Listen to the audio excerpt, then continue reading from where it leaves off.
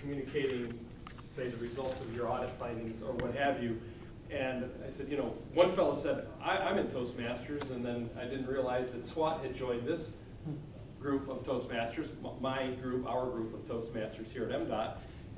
And so I told them, this is a great opportunity. It really teaches you an ability to speak and to give presentations and be less nervous. I won't say not nervous, because as they always say, if you're not nervous, you're not excited enough for it. But I think you get to the point where, like Linus said, a few weeks out, well, that'll hopefully get down to maybe only a few days out. You get butterflies and you get nervous and you don't really feel like eating and things like that. But I would like to get back to it. And then as it turns out, I had a bugbear come up with me relative to just this morning. The boss sent an email and said, hey, we got this opportunity to speak and I'd like a few people to represent the office and we need to cover 100 minutes. I'm like, and I think you do a good job. No, not a whole 100 minutes. I think I've given 25 or 30-minute speeches before, but I don't think I can cover 100 minutes. And so I talked to him about it. He's like, no, this is going to be a tag team thing. We're going to have 2 or 3 people, depending on how many people say yes, they want to do it, doing things on fraud, internal controls, and things like that. Okay, that makes me feel a little bit better. I don't have to do the whole thing on my own. But I do work for the auditor's office, so I'm used to people not listening to what I say.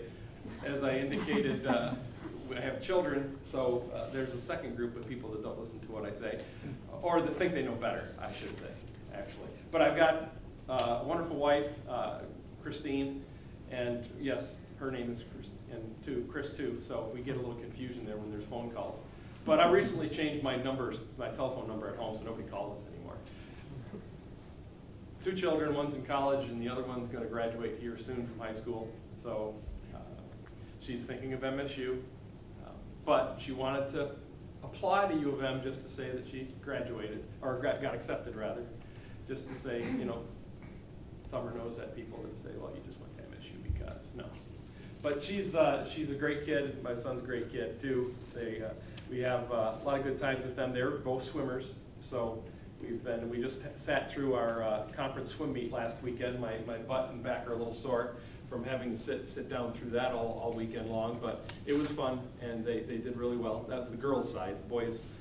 My boy has done swimming a few years ago. So my goals for this time is I just wanted to kind of, as I indicated to Manesh and to Lenny, I don't have my book here. I'm not doing this as a start over of my competent communicator. This is more or less just there's a lot of faces I don't recognize, a lot of faces I do, that have been around for a while, and I just wanted to give a little bit of background on me, kind of an icebreaker, so that everybody kind of got to know me a bit, but then I'm going to jump into some advanced manuals and dispense with the rest of the 9 speeches for the competent communicator, and I'm going to go jump into the advanced stuff. So I just wanted to say hello and get everybody to meet me, and tell you that I'm going to be coming to meetings more often. It's good to I'll try to get around and meet you all after the meeting's over and say hello and introduce myself again. But I thank you for the opportunity, and I'm looking forward to continuing on with things in Toastmasters and getting some advanced things and getting back into the groove. That's true.